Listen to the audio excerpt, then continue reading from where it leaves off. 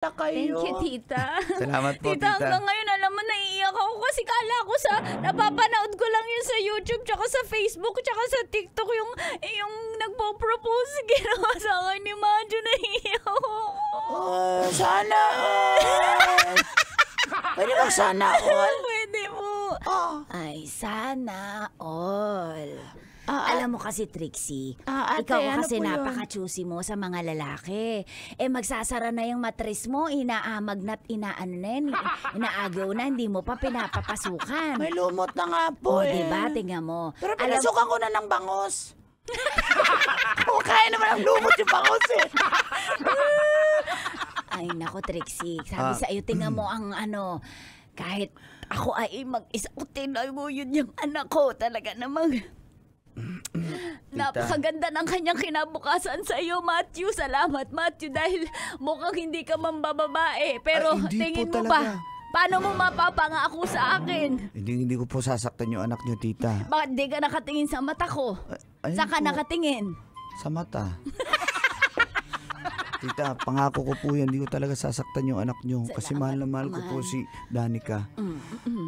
Mahal. Eto lang ang tanong ko lang. Kukuhanin mo na ba sa akin ang anak ko? Kaisa-isa kong anak. Siguro, tita, kung okay po sa inyo, dito muna kami magstay hanggat matapos yung pinapagawa. May pinapagawa po akong bahay. Bakit di mo muna pinatapos? Pa-propose ka. Sige po, hindi na lang kami titira dito. Ayan. Kaya ako tinatanong kasi, sabi sa Bible, asan ba si Moises? Hindi pwede si Moises ngayon. Kalaban siya ngayon eh. Tawagin tayo si Kaloy. si Kaloy. Hindi.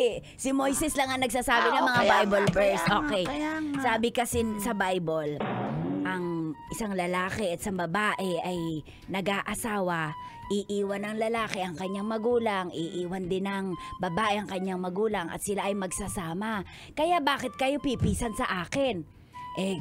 Propose ka, wala ka pa palang bahay, hindi pa tapos. Patapos mo muna yan. Kasi hindi ako nagpakapagod sa batang yan. Nagkandakuba ako. Nagkanda high blood ako bago Ate, wala pa kayong bahay. Ate, wag ka nang choosy dyan. Baka maghanap pa ng ibang babayan si Matthew. Ikaw rin. Wala akong pake. Ako kasi ang tindi ng pinagdaanan ko sa buhay. Ayoko lang mangyari yan sa anak ko. Nay, huwag na po kayo mag-alala. Kaya si Matthew po, iba po siya kay tatay. Iyon nga gusto ko sabihin. Wag nyo, sana hindi ka matulad sa demonyong tatay niyan. Matthew, baka po. sa umpisa ka lang tahimik ha. Hindi po ako ganyan. Mabait po ako. Mabait po ako. Trixie, tingin mo ba mabait talaga? Ayun, naano ko naman po, mabait po.